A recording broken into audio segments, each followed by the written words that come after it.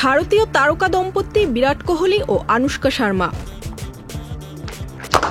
ভারতের গর্ব ও কোটি ভক্তের হৃদয়ের মণিমুক্ত। তাদের সম্পর্ক ছিল ভারতীয় ভক্তদের জন্য এক অনন্য ভালোবাসার গল্প। একদিকে ছিল বিরাটের ক্রিকেটের সাফল্য, অন্যদিকে আনুশকার সিনেমার শ্রী,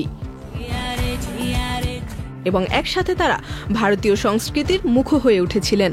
কিন্তু আজ প্রথম সন্তান জন্মের পর তারা কার্যত বিদায় জানিয়েছেন ভারতকে।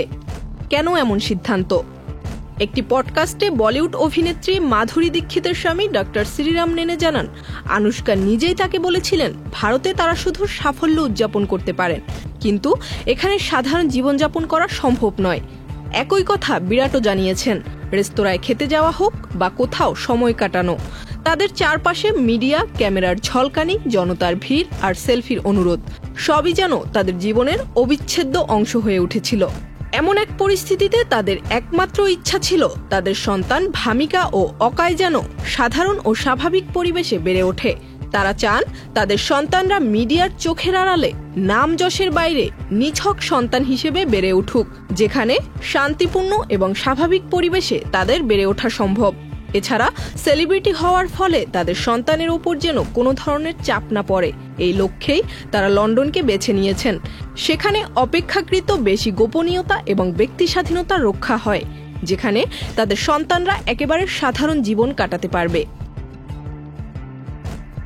এমন এক সিদ্ধান্তে নেটিজেনদের মধ্যে মিশ্র প্রতিক্রিয়া দেখা দিয়েছে। অনেকে বলছেন এটা তাদের ব্যক্তিগত সিদ্ধান্ত, সন্তানের মঙ্গলের জন্য এমন সিদ্ধান্ত প্রশংসনীয়।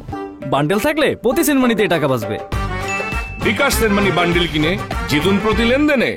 অন্যদিকে কেউ কেউ প্রশ্ন তুলছেন, ভারত তাদের তারকা বানিয়েছে, এখানেই তারা পরিচিতি ও সম্মান পেয়েছে, এখন সেই দেশ ছেড়ে চলে যাওয়া কি ঠিক হলো? কিছু সমালোচক তীব্রভাবে মন্তব্য করেছেন, যদি খ্যাতির মূল্য দিতে না পারেন তবে তারকা হওয়াই বা কেন?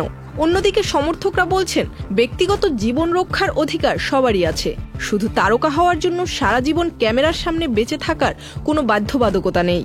শেষ পর্যন্ত বিরাট এবং আনুশকার সিদ্ধান্ত একান্তই তাদের। ক্যারিয়ার, খ্যাতি, পরিচিতির ঊর্ধ্বে গিয়ে বাবা মা হিসেবে তারা বেছে নিয়েছেন তাদের সন্তানের সর্বোচ্চ মঙ্গল।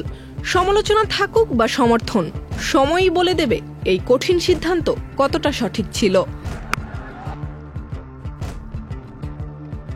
Zerin Sumi, Channel I.